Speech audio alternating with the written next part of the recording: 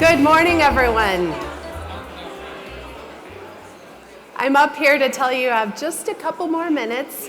We have people still getting through the line, and I hope you got a chance to meet some new people at your table. We'll get started in a couple minutes. To get warmed up, though, I would like you to take out your phones. We're going to do some polling today, and so you can scan the QR code and get set up on that. That'll prepare us for the rest of the breakfast, and we'll get started in a couple minutes. Thank you. Okay, thank you for starting out on the polls this morning. That's higher than I thought. I actually looked at my calendar and looked at my phone, and I didn't have one person in there that I know on February 29th, but I'm sure I must. Well, good morning, and welcome to the Good Leadership Breakfast. This is the 112th breakfast that we've had, and this is the first of 3 of the spring series, which is building a pathway to healthy accountability. The Good Leadership Network is a dynamic force of leaders who are committed to improving the way their organizations perform because they know goodness pays. How many people are here for the first time this morning? Oh my gosh, welcome. That's awesome. It's always fun to see new faces. Well, here's what you can expect today. We're going to do some interactive polling, which you've already had a little practice run at that. We will have a table discussion facilitated by our wonderful good leadership coaches. We'll have inspiring conversation from our guest today, Kristi Fox, the Chief Administrative Officer of Securian Financial. Woohoo! We got some fans down here, I can tell. And we're gonna give away a lot of money, which is always the really fun part, through our ritual called the Bucket of Goodwill. My name is Julie McDonough. I'm the Minnesota Market President for Old National Bank. I'm a friend of good leadership. I believe in good leadership, and I've been a co-host of this breakfast for nearly a decade now. I'm excited to bring Old National here as a sponsor. With that, we'd like to hear a quick message. What's the true measure of wealth? At 1834, we believe it's time well spent, and your legacy is as important as ours. We build on nearly 200 years of investing in relationships, not just portfolios. Our approach pairs you with a team of professionals led by our wealth advisor. We listen first and craft strategies as unique as your ambitions. 1834, your success is why we stand the test of time. Thank you. And while I'm the market president, I like to joke that my day job is in wealth management, and so we're really proud of 1834 and the offering that we have for our high net worth individuals. Why 1834? Well, we've been around 190 years, and so I'm excited to keep serving this Twin Cities community, and also excited about our partnership with Bremer Bank, which will be happening this year, which will continue to expand what we can offer to our clients and communities. So for those of you that are veterans, you might notice a new stage up here. This probably looks a little bit different. This was the set that we used on November 22nd for the first Good Leadership Conference. And we're going to attempt to take 6 hours of amazing content that we had on that day and share it with you in this one breakfast. So I hope you didn't have any plans afterwards. The subject is building cultures of healthy accountability. And so we're going to take a quick poll and get some feedback from the people in this room. What one word describes the state of accountability in your organization? Okay, thank you. Before we see the results of that poll, I would like to introduce 4 participants from the Good Leadership Conference to join me on stage. We have Kelsey Meyer-Schockel, Angelique O'Beary, J.C. Lippold, and the founder and CEO of Good Leadership, Paul Batz. Yeah, thank you so much for being here. It seems like just a flash of time between November 22nd and today. It's always really fun to get the band back together to do the Good Leadership Breakfast. This is our 16th year of doing this. And part of what makes this sort of chapter 4 in our evolution, chapter 3 kind of started with the pandemic. We kind of thought we were dead then, but we learned how to broadcast over the internet on Facebook Live with one iPhone, and then people started coming back when we came back into the ballroom, so here we are. The reason why this is chapter 4 is because we did our first significant conference in November of last year, and the subject matter was all about how to build a culture of healthy accountability. We are going to provide most of the information at a very high level from that conference. And then next month, in April, when we come back with Allison O'Toole as our speaker, then we'll go back to the more traditional Good Leadership Breakfast facade. So what I thought I would do right now is to just give you a very high-level overview of what we're going to do. And we're going to start by looking at this poll. We used this exact same poll in the conference. And as I look up here, obviously the most common answer for how to describe accountability was inconsistent. And I see the word healthy up there. I see a couple of positive concepts. But the reality is that what we learned more than anything doing the research is that little word fuzzy above responsibility is pretty much how people are thinking about accountability these days. If I look at the fundamental findings or foundational findings, this is actually a very good news slide with something in the middle that's really puzzling. So 95% of the people that we polled in the research said, yep, I care about delivering quality work on time. I think that's important because in the early stages of the research, people were labeling this as a young person's problem. It's not our problem, it's the young people these days. They don't want to be accountable. The reality is that's absolutely a myth, and I think it's a real interesting place for us to build on. The second one, though, is what is by far the most important piece of information we collected. That 2/3 of the people surveyed, a very large, broad survey, said accountability is negative and punitive, and even more difficult than that was a word that we left off there that we heard called investigative, which means it's reactive, and we only really care about it when things aren't going the way we thought they should. So just the word accountability alone strikes fear in the hearts of the vast majority of the people who work in our organizations, and I think that's important. And those same people, however, told us they have seen firsthand, 82%, that when accountability is healthy, it improves our business results. So this is the framing for everything we're doing here today and for the next several years in the Good Leadership Breakfast. We'll talk about that a little bit later.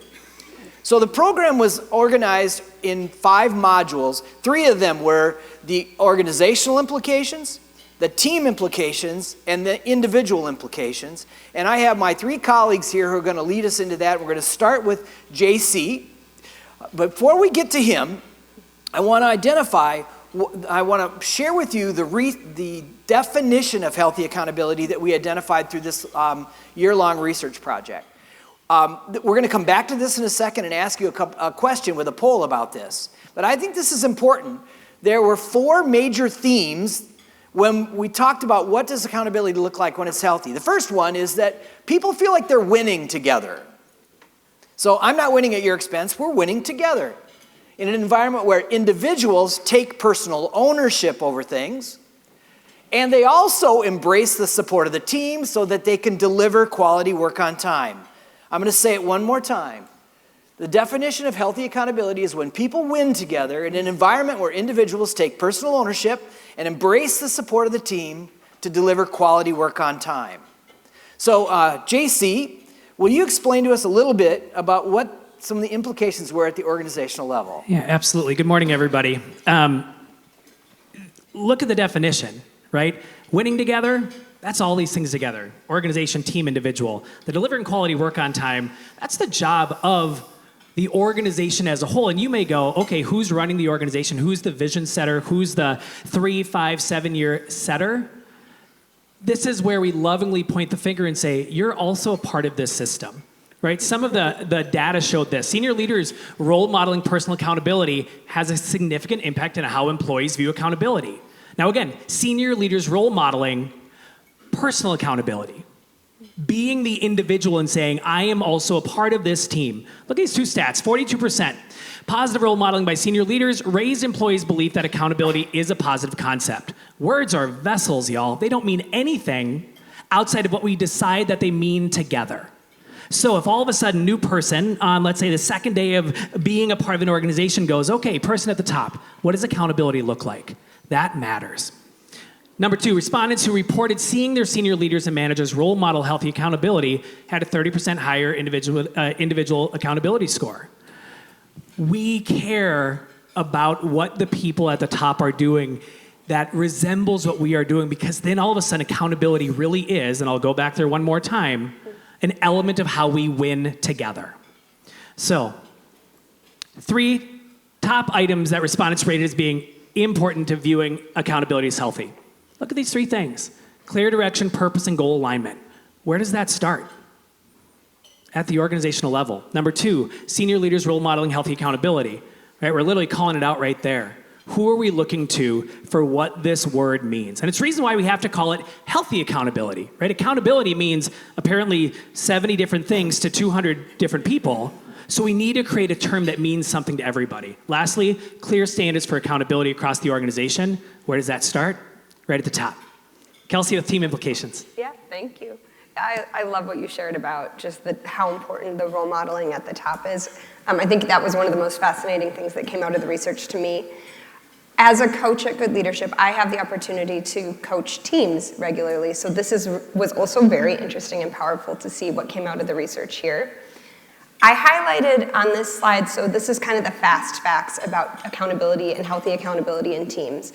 And I pulled out this idea that teams have stronger accountability when collaborating on decision making and discussing progress regularly. What I loved in the conference was the next slide that I'm going to show you. It was one of the most talked about slides afterwards because I think it's really actionable and it double clicks on this. So we talked about this idea of high accountability language versus low accountability language and the impact that both of those have. What I think is interesting about it is when you think about using high accountability language, being the speaker using that language, obviously it has an impact on how you're thinking about your deliverables, but it also shapes what everyone else is hearing and thinking and the way that as a team you can come around accountability and healthy accountability. So low accountability language, as we identified, would be the I'm on it, don't worry, it'll happen. Kind of this just trust that it's going to be fine. When we talk about high accountability language, it's you'll have it by the end of the day, or I need your help with fill in the blank, or what trade-offs can we make? And so the impact of those things, it comes back to something we've been doing as Good Leadership coaches for years, but it underlines the point that the what by when conversation is actually completely essential in understanding what healthy accountability looks like and fostering that within teams. So now I'm going to hand it to you, Angelique, and you can talk to us about individual implications. Great, thanks so much. As a leadership coach, I work a lot with high-performing individuals. And we would automatically assume that high performance is pretty similar with high accountability. But as a leadership coach, I also work a lot with stressed out individuals. So these high performers, they're stressed because they want to make an impact. They want to show their value in the organization because they care. And they take on more work, they join more committees, they do the things to help show their promise and their potential, and they take on more work and they're not really sure what's making an impact. So what really stood out to me in the accountability research is how the clarity that people can get can help with that stress. And when people are starting to take on a lot and missing deadlines, it's oftentimes because they're not really sure what's important.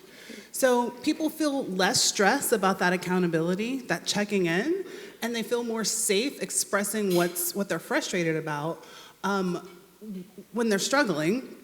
And so that they have a higher individual accountability score when they don't feel that stress.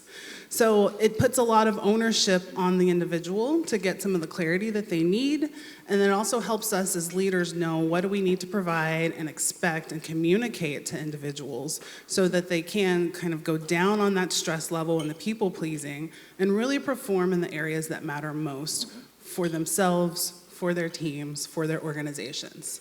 So respondents as individuals, what they need to have a more positive view of accountability is they want ownership of their work and their accomplishments. They want to care about what they're doing and their impact. They want to be able to be open about the progress and talk about their mistakes without feeling judged. Have a personal and professional growth opportunity, and then access to the support that they need for good work. So to kind of simplify this, I like to look at it as an equation. Having ownership plus clarity, this is where you're going to have healthy individual accountability. Seems simple enough, but there's lots of little pieces that can go into both sides of that plus sign. So what ownership as an individual means, if you're not sure what you're doing, like, I don't know, I keep asking, and they're not telling me, what ownership is an individual going to take to get the clarity, ask the hard questions, so that they can do their work and feel empowered by that. And then I look at this from a leader's view. Are you giving them ownership, or is it micromanaging all the time? Because the way I set the table and the way Kelsey set the table is going to be different, but we're going to eat regardless. So just because someone does something differently from how you do it doesn't mean that it's wrong. And it's our ownership as leaders to then teach them, well, what's an easier placement of this fork so that you can get to your food, or whatever analogy you kind of want to put in there. So if things are feeling out of whack in that accountability equation, then you can kind of look to these levers to feel what is a place where we can provide a little bit more guidance, or something where I can take more as an individual ownership of what I'm doing, what I'm not, what do I need to communicate. Because if I'm stressed, it's because I have too much work to do, and I can either alleviate that by continuing to be stressed about it, or speaking up and asking for clarity, or asking for more or less ownership to be accountable. Excellent. Well, once again, we just condensed about 2 hours worth of stuff into about 7 minutes. I want to remind you the context again, and also point you to your table handout. The foundational findings are right here. There's more information here. But I want to give you the context one more time. We are dedicated to this idea that we believe goodness pays. Years ago, we identified goodness in the workplace means this. It's when people thrive together in a culture of encouragement, accountability, and positive teamwork. Accountability is the glue for how goodness pays. And we heard over and over again that most people were thinking about accountability as something that was fuzzy. So now we just explained to you what the definition we arrived on here. You heard at a very high level the organization, team, and individual implications. Now it's time to take a poll. I'm curious. We did this same exercise in the conference. Pull out your phone, go to the poll, and respond. The question is, which of these 4 elements, when improved, will improve healthy accountability in your organization the most? For those of you who are new to the Good Leadership Breakfast, now we're about to do our first table discussion. We want you to talk about what we learned, so let's take a look at the data. Kelsey, I'll ask you to lead us through this. Yeah, absolutely. Wow, this is so interesting to see. You know, I guess the connection I'm making is, I think, JC, you made your point so well about the importance of the senior team taking personal ownership. And I know often we have a lot of leaders who are senior in this room. So I'm drawing that connection when I see this, but it's also really fascinating too that we have at the bottom deliver quality work on time. So it seems like there's a real understanding that there's delivering quality work on time to some extent is an output of some of these other items. So you would not be at a Good Leadership Breakfast if you did not have a table discussion, like Paul said. So we have something actually in your handouts that will help facilitate this conversation. It's a worksheet. We love doing these to help kind of get your thoughts on paper and then have this discussion. So this is something, we call it the from to exercise. The idea is, where are we now? That's when we're thinking in the from categories, where are we now? And then the to is, where do we need to be if, in this case, if we want to grow in our organization's healthy accountability. So for example, and we've got these 3 pieces below it, so we have mindset, skill set, and behavior. So if, for example, a mindset shift might be, right now, the from in our organization would be the mindset that, as a leader, I'm the only one who can really do this work. Or maybe the mindset is, as a leader, if I hand it off to my team, it's going to just be more work for me anyways. The shift, so that would be the from. The shift to then might be, the only way my team will grow and develop in healthy accountability is if I hand off work and if I teach them how to do these different things. Those of you who are leaders know delegating is not always the easiest thing to do. But that's an example of where some of that accountability, how do we move towards healthy accountability, the from and to. And that might play out then, it's going to shift behavior as well. You can kind of see how that goes down the line of how things might need to shift. And that's why we start with the mindset piece. So you have about 8 minutes. Take a quick pass at what you want to write down on this sheet, but most of the time we would encourage you to have discussion at your table. We've got both this tool, but then we also have a couple discussion questions. So what are the shifts that you would see needing to happen in your organization? And then really key is what suffers when we don't make that shift. JC is back in the here. audience and has some of the discussions that we can talk about. Yeah, So let's hear it. absolutely. So over in the upper deck, everybody, if you can't see, we're over here, me and Stephanie from Imprella. Stephanie, what was the conversation like at your table? Well, an interesting thing came up. We've got salespeople at our table, and the conversation was that in sales, you're highly competitive, right? You're competing. You've got your own initiatives that you have to make, your KPIs, your sales goals. So how do you pull in healthy accountability when you're very focused on what you personally need to do? And sometimes it may conflict with winning together and being a good team together. Yeah, I mean, you hear Stephanie in a few seconds go from individual to team to organization, and this idea of, as Paul raised, how do we create a sustainable organizational movement? First of all, I think it's really funny that all we need to do is say the word sales and everybody in the room laughs. But second of all, we hear the complexity of people moving from an I to a we. Kelsey. Yeah, fantastic. Thank you. Well, thank you for that rich dialogue. You will have more opportunities throughout today to discuss and come up with the ideas. And our goal is that you're getting some practical tools as well as new ideas to take back with you. So from here, I get to toss it back to you and our sponsors. Okay, great, thank you. One of the things we're really grateful for are our breakfast and series sponsors. They make this possible. And so with that, I'd like to introduce Natalie to the stage from Marsh McLennan. And Natalie, would love to hear you tell us why you sponsor.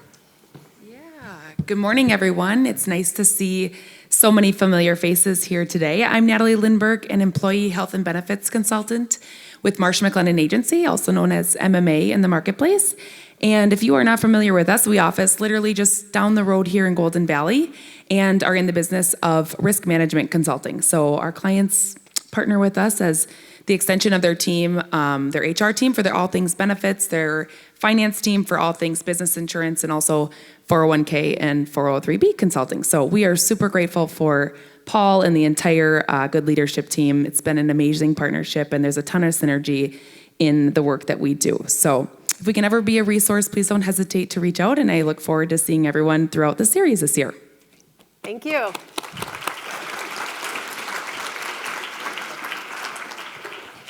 Okay, this is the time for our favorite ritual, which is the bucket of goodwill. If you go to your local hardware store, this is called the handy paint pail. But here at the breakfast, again, it's called the bucket of goodwill. So I'm going to ask you to practice your generosity and your aspirational thinking. Here's what we're going to do. Dig deep in your pockets. You can put cash in here. You can put a check. We take IOUs. If you still have your phone out, we have a barcode on page 2 of the program. We collect these. And then at the end of the breakfast, our speaker, Kristi, will draw, oh, I forgot the most important part, put your business card in here. And Kristi will draw a name. We will ask you to come up on stage, introduce yourself, and then share which charity you would like the funds to go to. Our friends at Handy Paint Pail make a generous match, so whatever we collect today will be doubled. And with that, we have raised almost $435,000 during the course of this breakfast. Very cool, and that money has gone to almost 100 different organizations. So I've welcomed Paul back up to the stage. Paul, as you know, at Old National, we've been doing a lot of this healthy accountability work.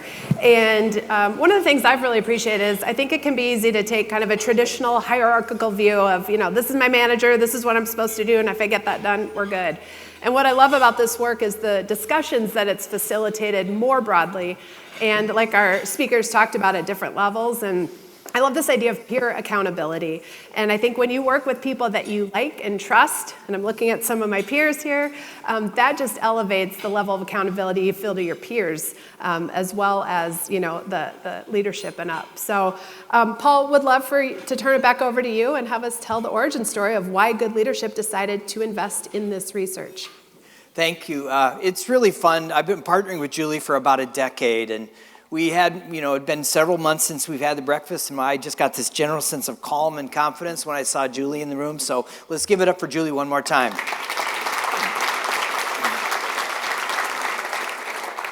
By far the most satisfying part of doing this work is what we learn from one person, one situation, one client. We can take it back to the office and discuss it and then transfer it to other people. And that's exactly what happened in terms of how we got started with this fascination with healthy accountability. We have this thing we call an origin story. And the headline for the origin story, or the punchline, is no one's going to get fired over this. And if you think about why would somebody actually say that, it's because there was a personal transformation involved in that sentence for a CEO who suffered some pretty embarrassing consequences because of a mishap in their organization. And it was the question, how do we change our culture around this, that caused us to think, we have a lot of intuition, and we've read the same books that everybody else has read, and we're learning that's not working anymore. And so that's why we decided to jump into the research. Here's the backstory. So it's a consumer services company, over $1 billion, private equity owned, half corporate, half franchise, on the Eastern Seaboard. And they had a long-term supplier agreement. There were 5 basic products that they needed to deliver almost 90% of their services.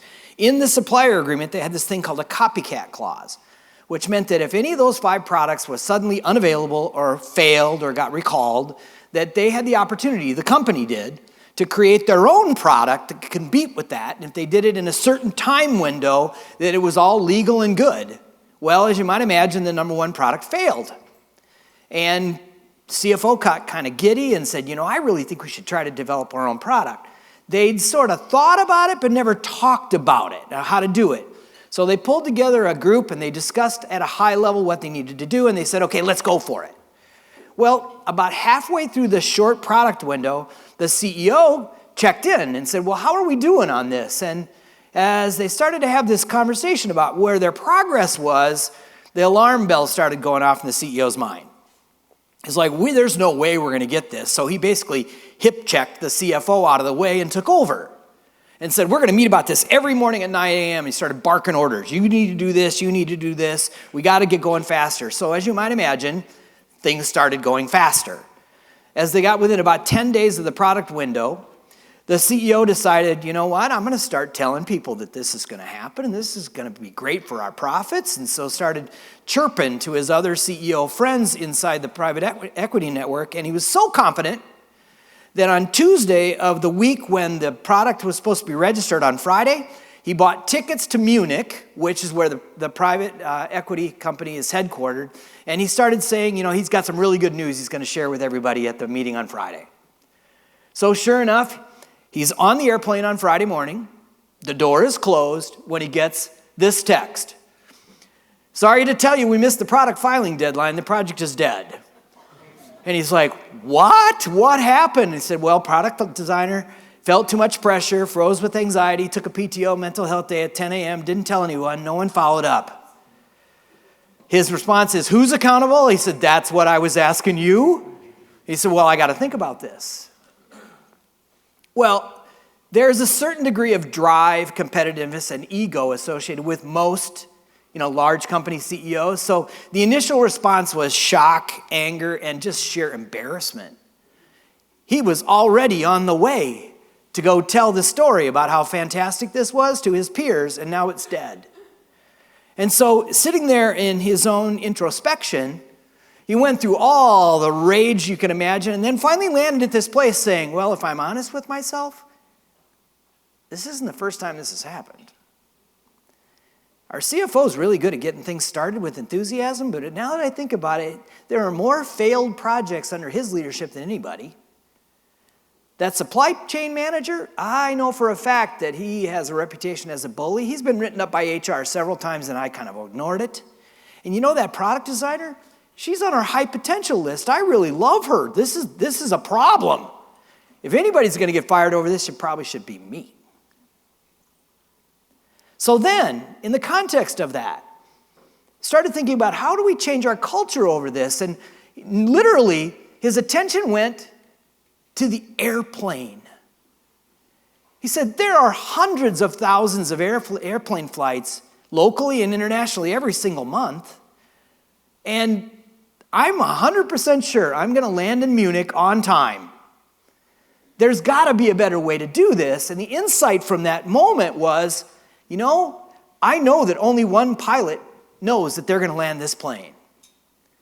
This is a metaphor about clarity and teamwork and focus. So pilots, they know who's going to land the plane.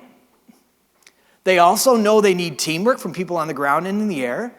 They require very specific plans to make sure that they get there safely. And they invite the observation and criticism of other people, if for only one reason, in their own self-interest.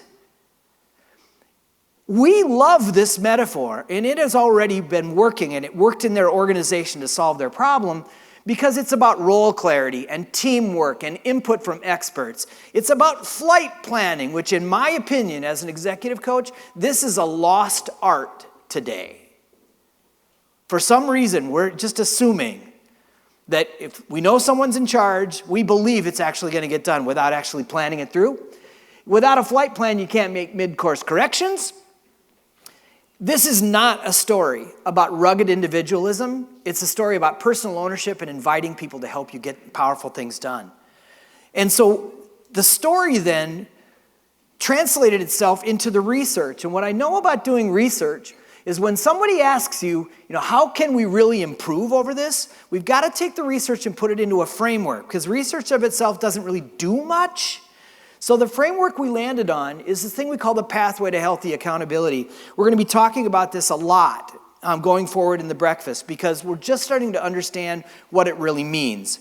In your table handout, there is a graphic, and I invite you to look at it. It's in the last page here. We've chosen the infinity symbol because what we learned in the research, there's no real beginning and there's definitely no end. So we're thinking about, how do these things work together?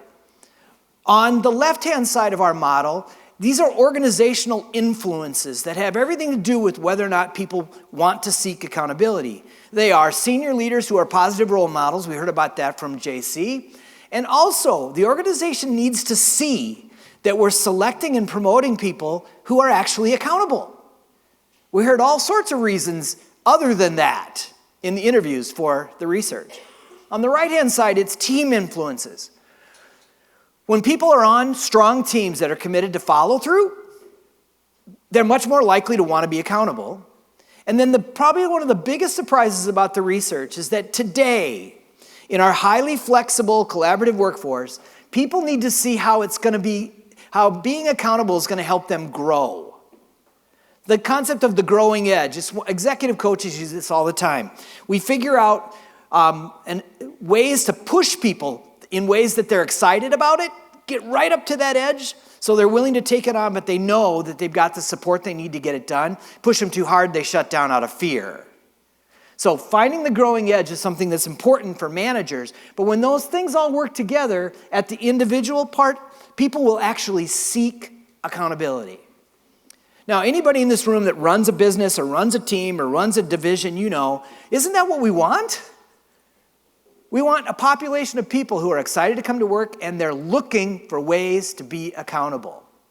So I'm so glad to introduce you today to our first speaker in the spring series. The reason why we asked Kristi to speak is that her organization, Securian, was the first organization to come to us and say, we want to be a part of the research, we want to be a research sponsor, we want to be a research participant. And the one thing I've learned after doing this work for 27 years is when we start a new project, that's the hardest moment, is to get people to believe in you and to sign up and say they're willing to help.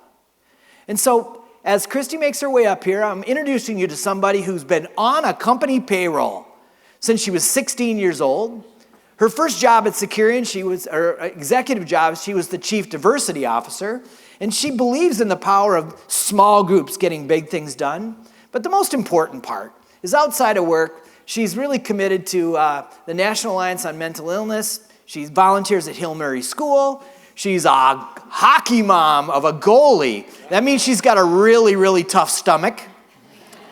And she's also a role model for just personal wellness. So please join me in welcoming Kristi. Nice to see you. Nice to see you, Paul. Come on over here. Thank you. Have a seat. Morning, everybody. Thanks for having me. You are so welcome. This is the largest breakfast that we've ever had at the start of a spring series. So we're super happy. I think it has a lot to do with how many people in the room know who Kristi Fox is. And it's before most spring breaks. Yeah, that's true. Well, you know what. So when you hear those words, building a culture of healthy accountability, what comes to mind for you? To me, it is about proactive, specific understanding of what we're trying to accomplish together, aligned to a shared purpose, and delivered through shared goals. So beginning with thinking about it ahead of time, so it's not investigative or reactive. Correct. Yeah. Well, that point of view obviously had a lot to do with how we proceeded with our research. We heard it from many people, and what I think is different is about the journey that you're on at Securian. So can you tell us a little bit about, what is Securian for people who don't know that? And then what is your job today there? Absolutely. And first, good morning, everybody. It's great to be here. Thanks to Paul, Aaron, Kelsey, the entire Good Leadership team for all that you do in our community. Your work matters, and that's why I was so excited to say yes to this opportunity. Yeah, thank you. Securian is a financial services company. You beat us. We've been around since 1880, so not quite as long as Old National Bank, and we provide financial services to 23 million customers across the U.S. and Canada, primarily through insurance and retirement solutions. So we're the 7th largest life insurer in the country, and hopefully more people will know our name after today. Yeah, fantastic. So what is your role now? It's a big title, so tell us the whole thing, okay?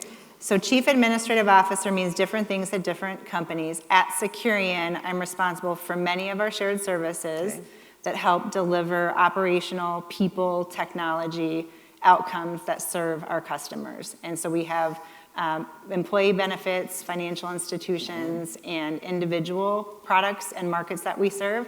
And I don't do finance, and I don't do law. So anything else you can come ask me about. And I'm so proud to have many members of my team here today and my colleagues that are representing those businesses. Well, can you tell us how you grew up? I'm always fascinated with the origin story of the people who speak here. Absolutely. Well, you'll hear later the nonprofit that I care a lot about, and it is based on the fact that I grew up as a child of a mom with severe mental illness, bipolar disorder. And that grounded me in what I think is really important for us as leaders, which is it's not our job to judge. People have a lot of circumstances that they're facing. Some are very unseen, but very real. And meeting people where they're at and helping them be healthy and positive contributors to our community comes in a lot of different ways. Pair that with my dad, who was in the trucking industry, who wondered by age 8 why I knew so many swear words. Dad, you talked on the phone at home, I'm sorry. So pairing his work ethic and my mom's care and concern and need to be supported by many is a key to kind of how I grew up and how I saw leadership in my home.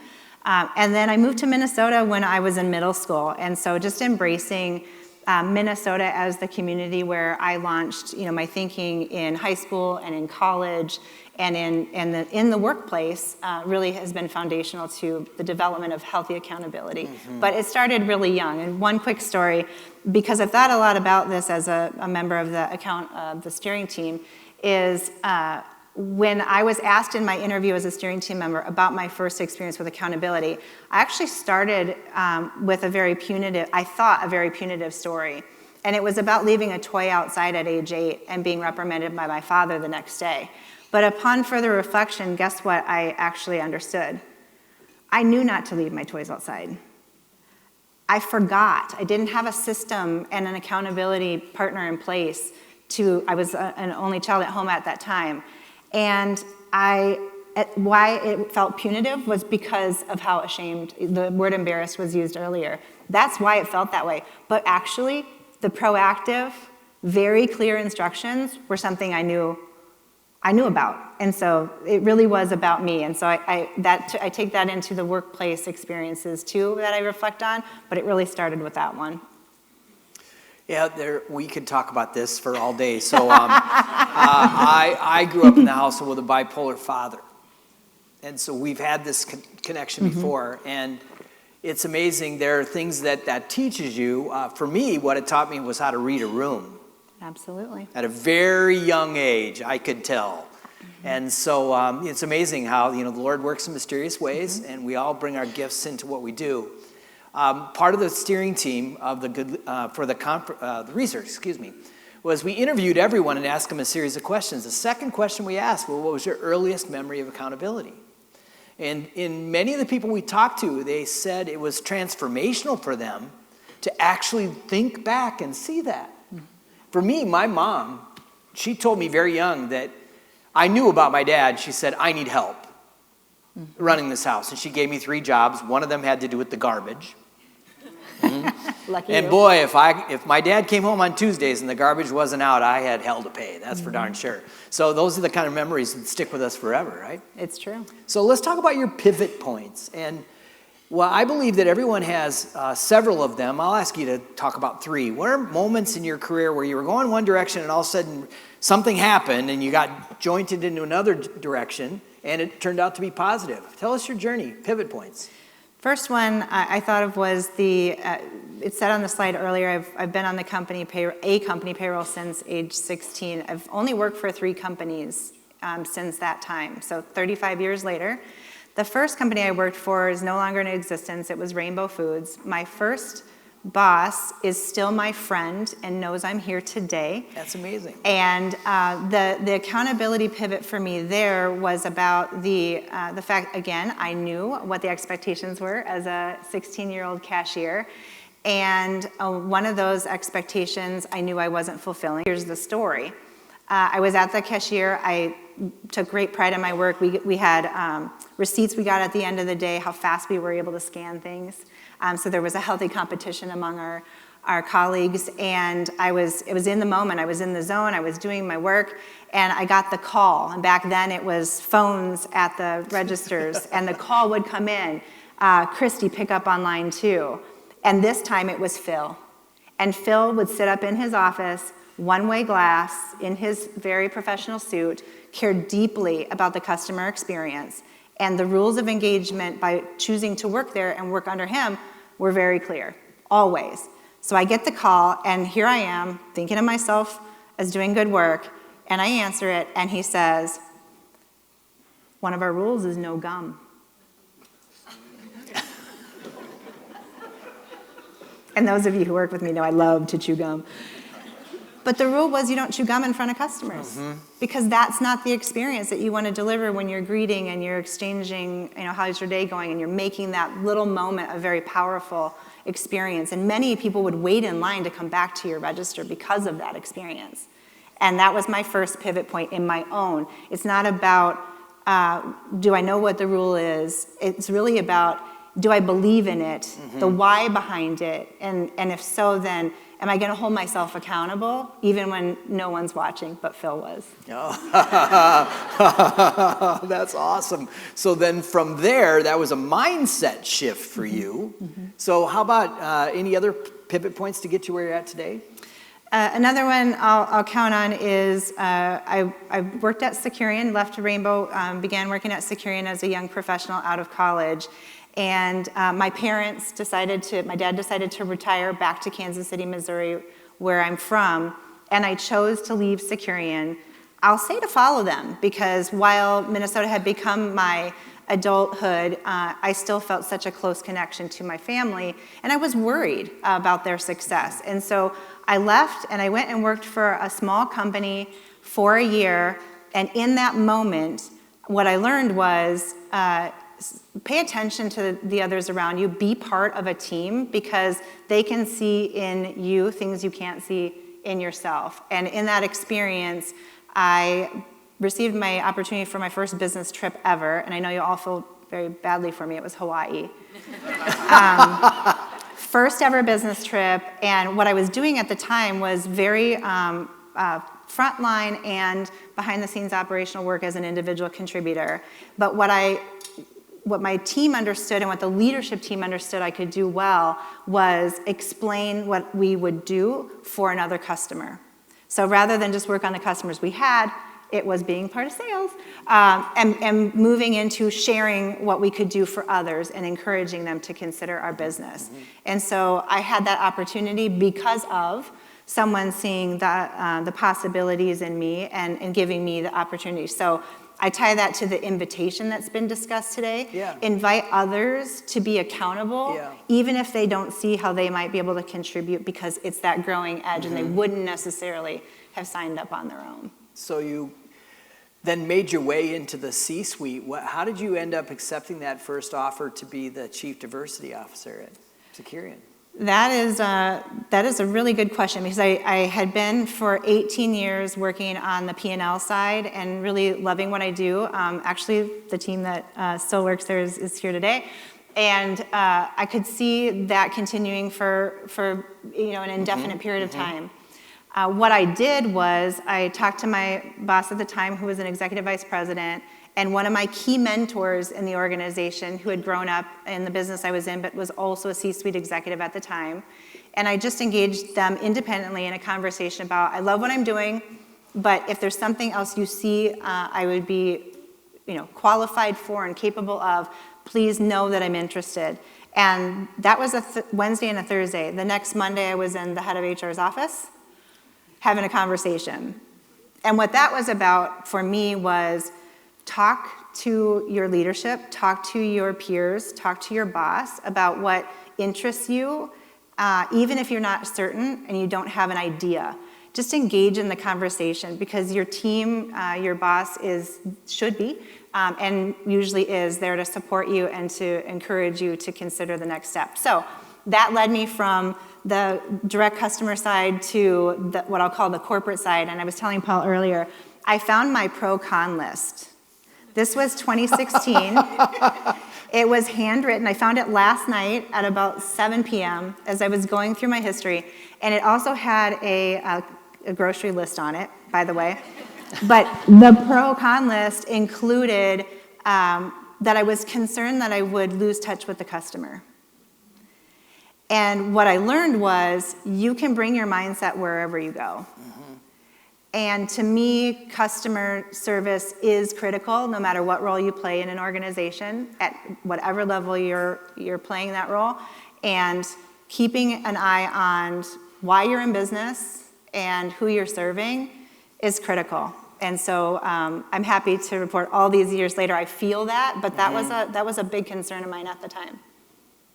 Yeah, I've heard that many times before in people who come out of the field and into the corporate office. So, well, Securian, like I said before, was the first organization to jump into this research project. We're grateful, because there is a little bit of a momentum that happens in these projects. Would you tell us a little bit about why? Why were you guys so interested in this? We had been partnering with Good Leadership on executive team coaching since 2022. And we had started based on an expanded assignment that I had received to take over the oversight for our operations team.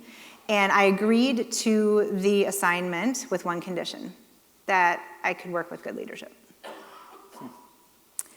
And so when that began, I saw the impact that could be made by engaging in team coaching, and yet it wasn't being done at the top. And so when this research started in 2024, my team, Sid and Becca in particular, call it here because they were part of a small group working on accountability at Securian. But we were struggling with, we knew there were things we wanted to solve for and opportunities for us, but we still were struggling with our how. And so when this work came up, we just raised our hand right away, because we know that working with others, in this case, such a strategic partner as Good Leadership, is how we can do better work within our company. So that's why we signed up, and we'll get into probably the details of why, but that was the impetus. Yeah, and you've been working on this journey that you're labeling Win with Purpose. And so what was the connection then between the accountability piece and the Win with Purpose journey? Win with Purpose is the name that we use for our multi-year strategic plan. And we are all rallied around that. It's inspiring. I hope even just saying it out loud to you, it resonates with you. Who doesn't want to win with purpose? And we had the strategy, we had our strategic priorities named, we had our key outcomes, both financial and non-financial. We had a balanced scorecard that we had developed to use to orient ourselves toward the outcomes. But our problem was we had too many hows. We could not prioritize and nail what are the most important things now. What are the most important things over a 12 to 18 month period to get to that long-term outcome so that we can be here for another 145 years. We feel that. We feel the positive weight of that, but we just had laid out dozens of hows. And so as an executive leadership team, we were operating too independently. And so one of the outcomes of this is that we actually call ourselves the executive leadership team. And when we say that, I find myself smiling because I feel I'm part of a team now. Yeah.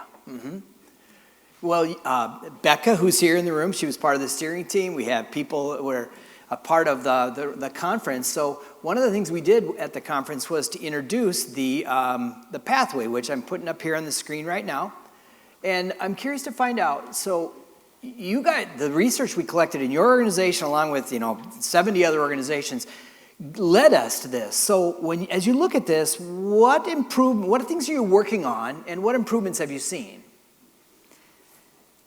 I feel like we're working on all of it because there's an opportunity to improve. Yeah. But the two things I'll point out are the transparent decision making and the shared commitments. What we've heard from our associates, our employees, is that there's just inconsistency in how the executive leadership team is showing up. And that feels difficult to navigate such a large organization and all of the things that we're seeking to accomplish daily and strategically. And so what I mean by that is, who's the one pilot that lands the plane? Yeah. And I'm happy to say that we actually introduced to ourselves a few years ago a model for that. We call it the DRIVE model. I like it a lot. It's actually one of the most powerful things that we've done. And DRIVE is an acronym. It stands for D is the decision maker, R is the recommender, I are all the inputs. Of course, we have to Securianize it. There's big I's and little i's. Yep. V is the veto, the person who can veto the decision maker, which, by the way, is one person. And E are all the people that need to be educated. And E comes at the end in the word drive, but it's not at the end of the process because we educate people along the way, depending on how what it is. And that has been a really powerful tool for us because we were already on that journey of naming one decision maker. But what we found through exploring accountability more at Securian is we still needed to do more work at reducing our number of priorities and being more proactive and specific about what we were trying to accomplish. And that specificity versus ambiguity is embedded in the work that we're doing right now. Yeah, so anytime we talk about inconsistent behavior at the senior executive level, that's stirring the pot. It is. That's not easy to You've been walk pot in and say, stirring. you know what's wrong? You guys who hired us, you're really inconsistent. What are you seeing in terms of improvement and kind of what have you dealt with in working on that? The biggest improvement I've seen is focus. Having the discussion at the executive team level about the trade-offs. That there's a lot of great ideas, but they have to find their right time and place, and this might not be the right time and place. So the focus and getting really crisp and clear what we're going to accomplish now, and then as I mentioned the behaviors of the team. Having shared commitments, being candid, being open to new ideas, and then really focusing on actually one of our core values, which is we succeed as a team.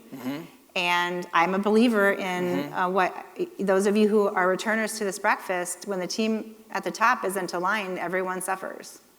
And that's just simply true. And so you have to face that fact. You have to look yourself in the mirror and say, how am I going to own that? And now, the fun part is, what am I going to do about it? That's the fun part.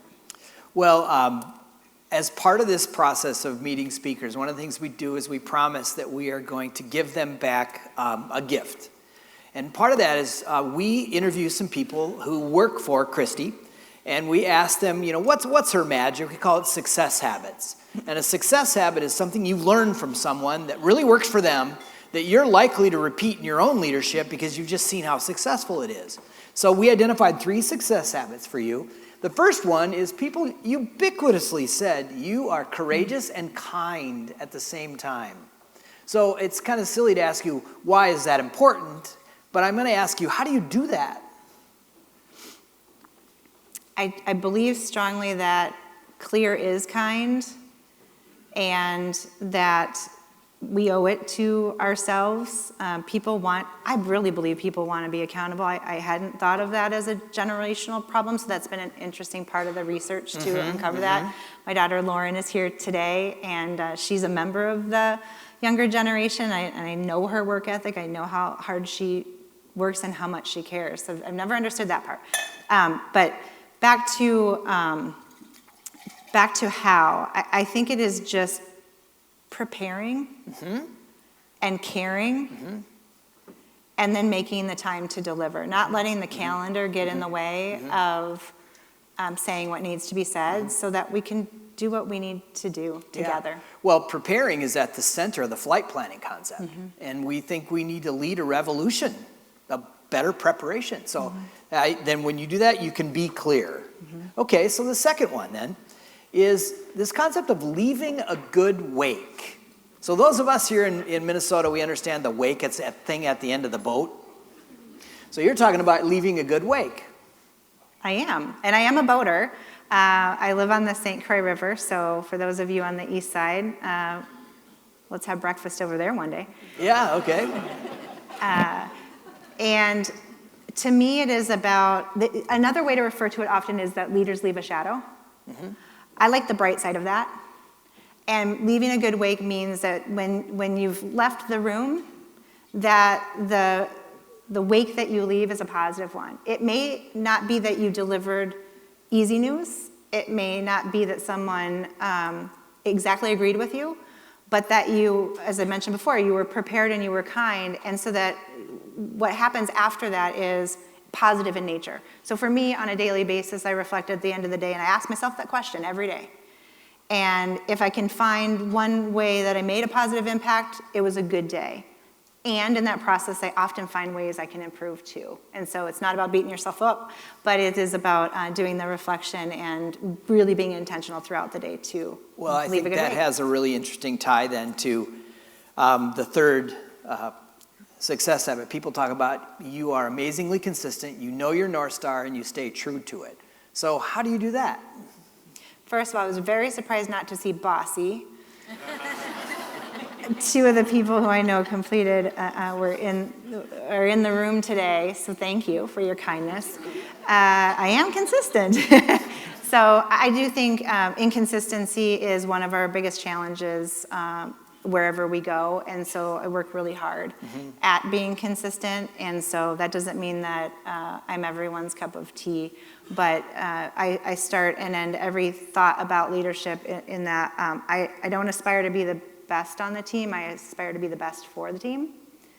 And in order to do that, I need to prepare, as I mentioned before, and I need to manage my own energy. And so that's important to those that work with me, that's important to those that work for me, if it's a direct report. I think knowing how your leader is going to show up and what you can expect from them is consistent, is important, and that consistency matters. I see it show up in my family.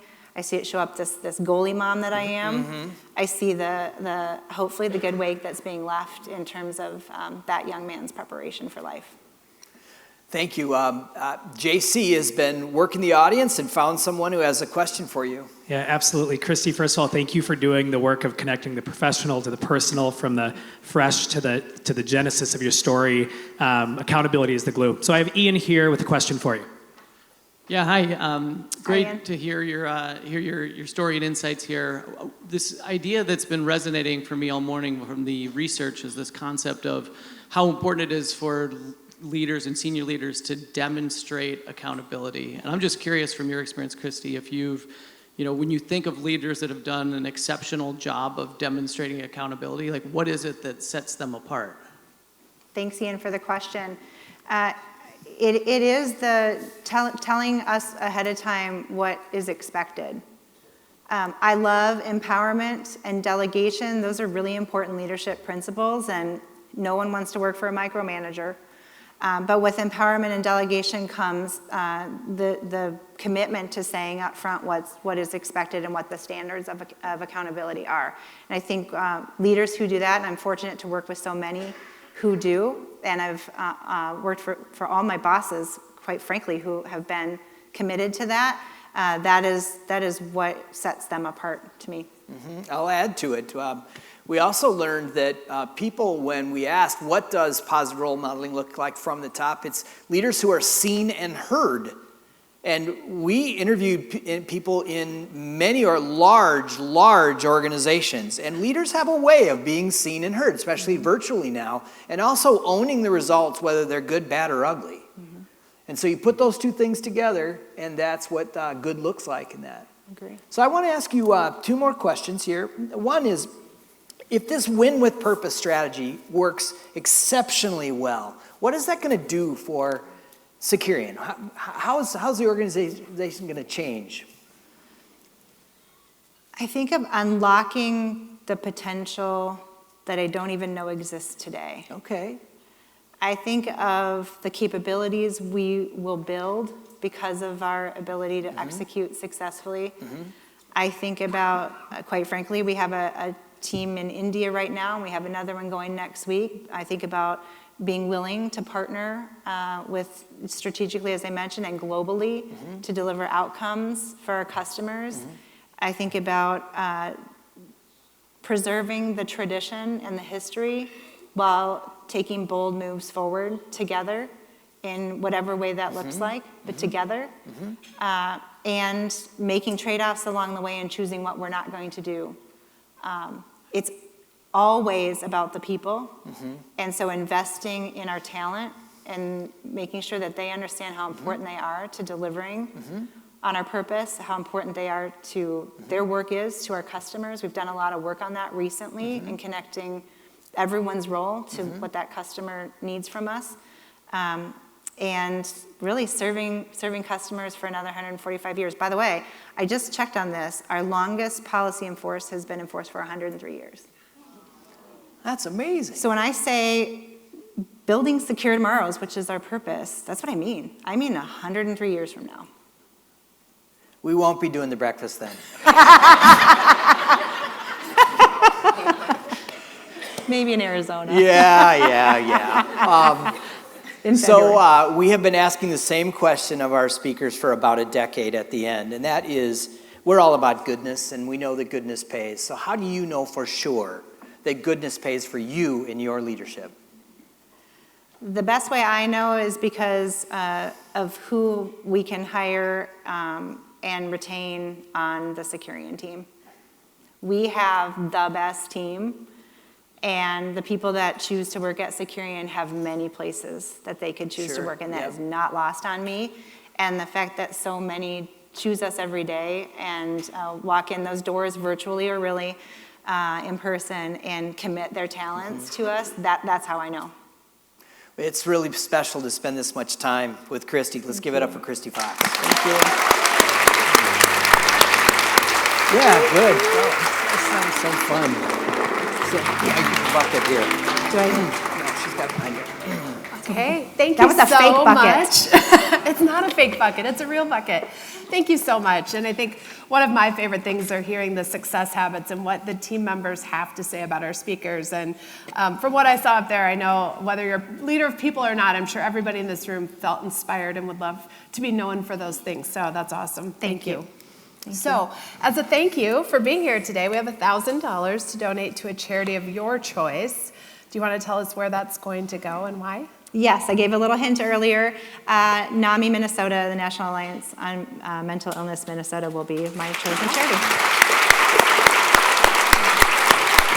Wonderful. Thank you. Okay, I think this is a record. I don't know, JC, you can correct me, but we had a wonderful day. So collected in the room, $2,628 with the match. $5,256. So I'm going to ask Kristi to draw a name. All right, here we go, here we go. Tracy Tomas. Where's Tracy? Tracy? Never Tracy, are you fails, here? always in Come the on back up. room. Come on up here. Yeah. I'll put that right Yeah. I think she's even wearing Securian green, isn't it? Yeah. Yeah. Tracy, congratulations. When you woke up this morning, did you know you'd be on stage today? No. You didn't dream of it? No, I did not dream of that. Will you introduce yourself, tell us where you work and what brought you here today? There's a mic right there, yeah. Sure. So I'm Tracy Thomas. I'm Chief Operating Officer for Dorn Companies. And we actually came and were invited to a good leadership program here just a few months ago and really enjoyed our time. So I have part of my team here with me today. Excellent. Great, thank you. Well, you have $5,256 to donate to a charity of your choice. So tell us where that's going and why. So that's going to go to ICA Food Shelf. It's a local food shelf, and they help with our neighbors, and they're based right here in Minnetonka. All right, Fantastic. awesome, thank you. Thank you so much. Okay. I want to take a quick second and remind you of the next Good Leadership Breakfast. It'll be coming up on April 11th, so mark your calendars. We will have Allison O'Toole, who is the CEO of Second Harvest Heartland, here next week. And with that, I'd like to invite JC back up to talk about the workshops. Well, nice to see you again, everybody, from this angle. But I'll tell you, it's really always amazing to watch and listen to what happens in this room. But as I always love to say, there's power to this, so now what? Right? How many of you are in the room for the first time today? Yeah, especially you. But for those of you who are hearing about the healthy accountability research and what's happening with it, you may be going, okay, this morning's been great, but so now what? Right? What do we do with this? How many times did you hear today kind of the weaving in from organizational team to individual to the pilot? But what about the other people on the plane? And you go, what do we do? Well, here's some answers to your so now what. First of all, get a free copy of the Healthy Accountability Executive Summary. You can go ahead and hit the QR code right here, and we'll go ahead and get that to you. You can also purchase the full report if you are one of those people who loves to synthesize the data and to get into the nitty and the gritty on your own. Awesome. It's the do-it-yourself version of going, what do we do with this information as we move forward? But one of the things I love saying as a coach when I'm standing in front of a room of people who are going, tell us the answer, is I always love saying, you can't cook a turkey faster than you can cook a turkey. People will walk into a workshop or continuing education or professional development, and they go, cool, do it to me, fix me, tell me what the answer is, and go. Doesn't work that way. Why? Because you can't cook a turkey faster than you can cook a turkey. You need to be in the room with your people going, so what do we do with this? I think of Securian, I think of all the people in this room who I've had the opportunity of working on this work with, and it starts from this place of, I mean, even Kristi said when Paul was like, so where are you focusing most? And Kristi said, all of it. But then moved into, well, here and here and here are these little ways. So we offer both a basic and a tailored workshop, 2 or 3 hours long.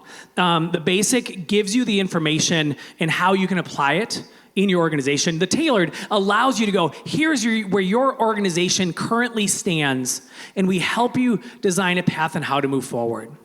But the other thing I love about these workshops is so often we walk into personal professional development. One more time, I'll have you raise your hands. Who has something else they could be doing with this time right now? Yeah. There is a very high opportunity cost for you and especially your team when you take time like this.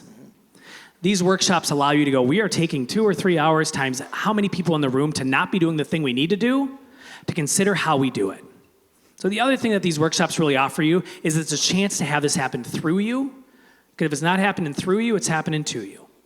Right? So if you have questions about the workshop, please feel free to chat with me or any good leadership coach. Jill, are you in the room as well? Or Jill Duval right there, our Director of Business Development will also, yeah, let's hear it for Jill, everybody. Isn't it great to be in a room where you just start clapping for everybody any chance you can? All right, well, with that, everybody, consider your so now what's as you leave this room today, and I'll hand it back to Paul. Yeah, thank you. As we head for home today, we have been producing this breakfast largely in this room for 16 years. Here we are turning a corner. We see ourselves as equipping and empower and inspiring you to go change how your organization performs because you believe goodness pays. We'll continue to share the data, share the research, give you these tools, do these workshops with the idea that you're going to take them back into the office and use them. That's why we exist. And the reason we're focusing so much on healthy accountability is that we know you cannot have a good organization, an effective organization, without good leadership. We believe you can't have good leadership without goodness, and we've proven that healthy accountability is the glue that helps goodness pay. So if you enjoyed yourself, we want you back here and bring some friends. We'll be back in April when we hear all about feeding our world today, which is a very, very important topic, especially now. This is where we've closed the breakfast the same way every time. We believe the highest compliment for any good leader is when someone says, "You radiate goodness." So, are you ready to radiate goodness today? That wasn't good enough. So, are you ready to radiate goodness today? Thank you very much. We'll see you in April.